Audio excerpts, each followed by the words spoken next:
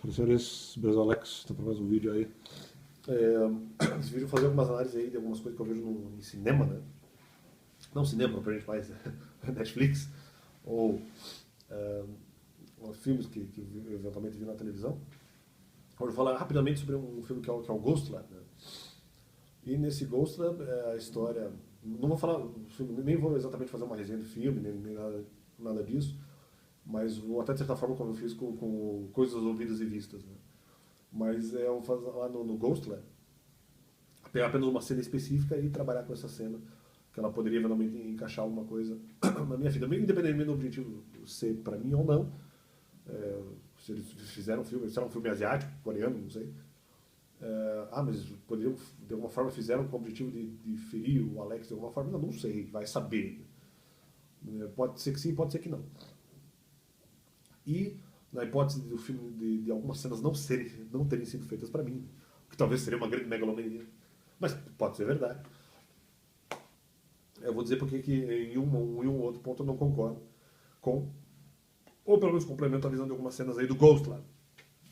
Então esse filme na verdade são sobre o filme é sobre dois médicos que um deles é um pouco, paralelamente à sua profissão de médico, ele é mais ou menos especialista, até relativamente especialista, porque ele teve algumas experiências bem loucas assim, com um avistamento de fantasmas. Ou talvez não propriamente fantasmas, mas demônios. Mas mesmo ele não sabe exatamente identificar totalmente esses fenômenos, que é demônio, que é fantasma. Eu mesmo não acredito em fantasmas, né? Mas aí por doutrina bíblica, enfim, qualquer coisa que você eventualmente imagine a respeito. E ele, inclusive, chegou eventualmente a viajar aí para locais onde supostamente houve avistamentos e ele não viu muita coisa, né? Ele teve uma experiência quando criança, mas depois ele nunca mais conseguiu avistar nada em relação a demônios, ou que não, e coisas semelhantes a isso. Então ele foi buscar outras experiências por ele mesmo e sozinho, né? Inclusive foi em locais de avistamento sozinho e nunca encontrou nada, assim, nada que o chamasse a atenção e que ele pudesse dizer que era sobrenatural. Mas ele também tem um amigo que não é muito interessado nessas coisas. E aí os dois acabam tendo uma experiência sobrenatural. Eles veem um demônio ou uma coisa que eles não conseguem reconhecer se é um demônio, se não é, se é fantasma e tal. Uma coisa que tomou um corpo de uma pessoa. Então eles não sabem o que é isso, se é possessão, se não é. Ou mesmo que não seja possessão demoníaca, se é possessão espiritual do espírito de uma pessoa que eventualmente morreu no hospital, enfim. E eventualmente tomou o corpo dela mesma ou um corpo de outra pessoa e blá blá blá, enfim. Essas questões que eventualmente surgem. Talvez mais na mentalidade, eventualmente, de não cristãos, né? Porque eu realmente não acredito em espíritos rondando por aí. Então eles buscam respostas, só que esse amigo dele é meio incrédulo, só que a partir dessa experiência ele também começa a acreditar. E aí que é onde eu vou eventualmente questionar o que está sendo feito em uma cena específica quando se diz assim, poxa, mas peraí, esse amigo que era mais incrédulo pergunta para o amigo já que é mais experiente nessa busca por informações sobre demonologia ou possessão, enfim, o que for. E aí ele pega e pergunta assim, pô, então por que você não me falou isso antes, né? Claro, mas esse amigo era incrédulo, então ele pega e responde, não, porque se eu falasse você acreditaria? Primeiro, eu teria que falar que eu fiz essas viagens por busca de demônio. Segundo, você não acredita em demônio, então do que adianta eu falar dessas viagens que eu faço em busca de informações sobre o sobrenatural? Só que assim, eu acho que isso dentro, se a gente for fazer uma comparação com a questão do cristianismo, eu acho isso um argumento muito conveniente. Porque eu não posso simplesmente usar esse argumento, se eu falar para as pessoas elas vão acreditar, não é essa a questão.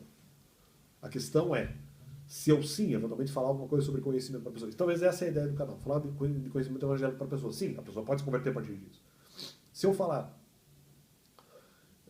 ou sobre experiências demoníacas, ou mesmo demonstrando apenas o comportamental, não acho que isso comportamental converta sempre, mas pode ser um fator de conversão para outras pessoas. Se eu falar sobre expulsão de demônios, ou se eu mostrar efetivamente expulsão de demônios, chamasse alguém para eventualmente participar disso, e a pessoa visse isso de longe, quem sabe ela se converteria. Se eu eventualmente perpetrasse ou fizesse milagre na frente da pessoa, vamos supor que eu fizesse, que eu tivesse essa grande fé. Se eu fizesse um milagre em outra pessoa e essa pessoa visse, ela também poderia se converter. Ou seja, eu não posso usar esse argumento, seja em relação à experiência, que seria falar sobre o amigo que eu fui lá verificar avistamentos de demônios e no final não encontrei, mas fui. Ou mesmo falar sobre informações de demonologia, ou nesse caso sobre cristianismo, é justamente o que pode converter as pessoas, né? Então isso não funciona. Não é em todas as circunstâncias que eu vou simplesmente poder dizer, não vou falar nada, porque afinal ninguém vai acreditar. Tá, mas calma aí. Quem disse isso? Quem disse que necessariamente as pessoas não vão acreditar? Pode ser que pessoas eventualmente acreditem, a depender do tipo de experiência que você tiver. Então o cristão não pode simplesmente chegar e dizer assim, eu tive essa experiência de busca, de lutar contra demônios, ou eu tive essa experiência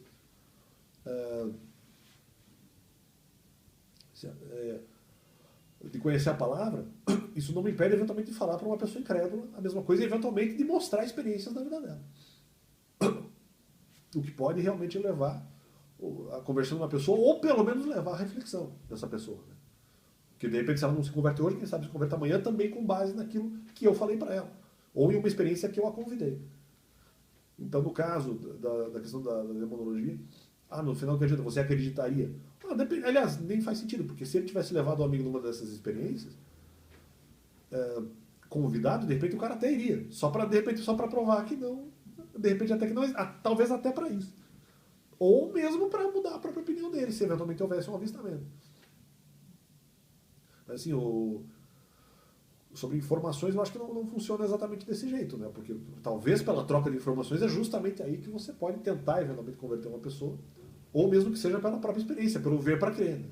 O que também eventualmente possa ou pode funcionar de alguma forma. Até porque Jesus ali, por exemplo, fez milagres que, se não criaram, entre aspas, a fé nas pessoas, desenvolveu até aumentar a fé das pessoas. Então, poxa, né? Não é exatamente nesse sentido que nós devemos pensar. Então, não concordo aí com o argumento de uma das personagens. Mas se eu falar para você, você não vai acreditar. Tá, mas em relação à demonologia, eu não sei. Talvez realmente o amigo dele não acreditar. Mas é que tá, no cristianismo nós talvez não possamos usar essa desculpa. Pelo menos não sempre. Porque, mas a pessoa é incrédula.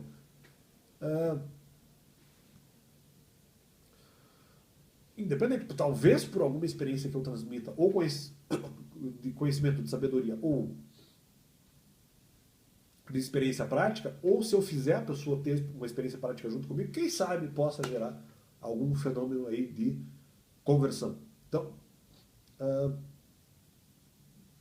ou se não gerar isso, gerar algum tipo de provocação na vida da pessoa, no bom sentido. Então é isso. Valeu. Deus é bom. Nós possamos aí estar refletindo sobre as questões da vida. Valeu!